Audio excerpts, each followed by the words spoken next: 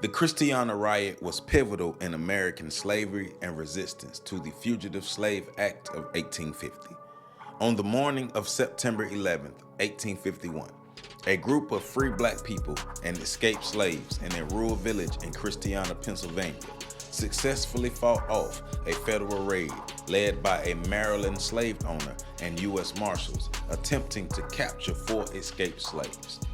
This armed resistance not only marked a significant act of defiance against the institution of slavery, but also exposed the deep divisions between the North and South over the issue of slavery, galvanizing the abolitionist movement and contributing to the intensifying tensions that will eventually lead to the Civil War. The Fugitive Slave Act of 1850, part of the Compromise of 1850, was a federal law that required citizens, including those in free states, to assist in the capture of runaway slaves. It imposed harsh penalties for anyone aiding fugitive slaves or interfering with their recapture. The act also empowered federal officials to override state and local laws protecting free black people, thus entrenching the practice of slavery, even in non-slaveholding states. In the context of Pennsylvania, a free state where abolitionism was strong, the Fugitive Slave Act was particularly contentious. Many free black people in Pennsylvania, as well as white abolitionists, were determined to resist this enforcement. The village of Christiana, located in Lancaster County, was one such place where the spirit of resistance was alive. William Parker, a prominent figure in the Christiana community, was a former enslaved person who had escaped to freedom and became an active leader in the Underground Railroad, assisting other fugitives in their escape to freedom in Canada. By 1851, Parker had become a symbol of black resistance to slavery in the region.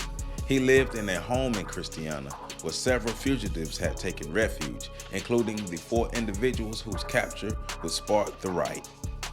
The raid on Christiana was precipitated by the actions of Edward Gorsuch, a wealthy Maryland slave owner who had tracked down 4 of his enslaved people, identified as Nelson, Isaac, Eliza, and her child, who had escaped to Pennsylvania. Gorsuch, with the assistance of a group of armed men and U.S. Marshals, arrived at Parker's home in the early hours of September 11, 1851, intending to reclaim his property under the authority of the Fugitive Slave Act. The raiders surrounded Parker's house, expecting a quick and easy capture. However, Parker and the community of free blacks and escaped slaves were determined to resist. As Gorsuch and the Marshals attempted to apprehend the fugitives, they were met with a fierce defense from the residents of Christiana, who were armed and ready to fight. A gunfight ensued, resulting in the death of Edward Gorsuch, the wounding of several others, and the successful escape of the 4 fugitives. Parker and the others involved in the resistance fled the scene, many of them crossing into Canada to avoid retribution, but the raid marked a significant moment in the fight against slavery. It demonstrated the ability of enslaved and free blacks alongside abolitionist allies to confront the power of the federal government and the slave-owning South.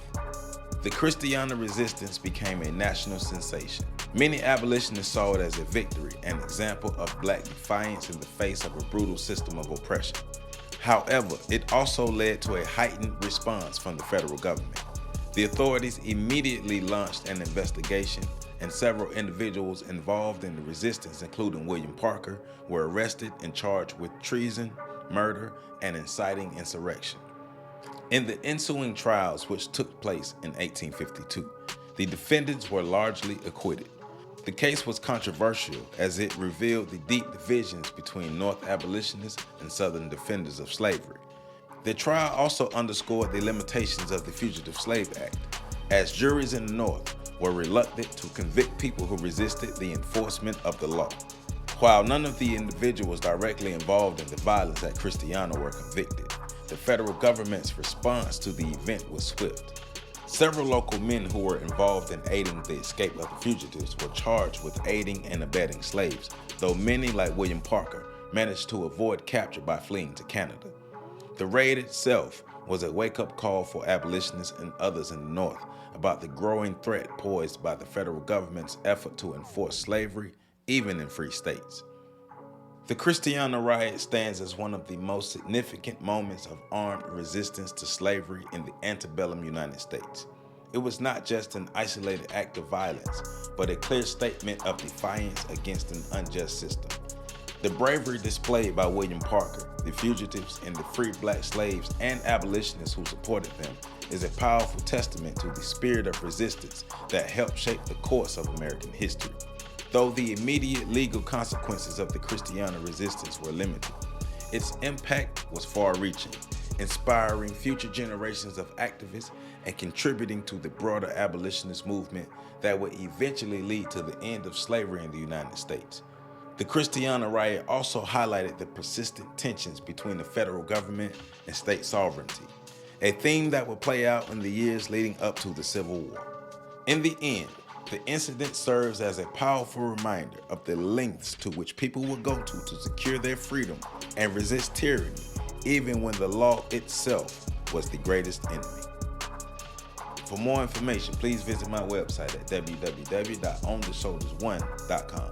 There, you can support my OTSOG book series. You can also support me on Patreon at patreon.com/OTSOG and hit the super like button under this video.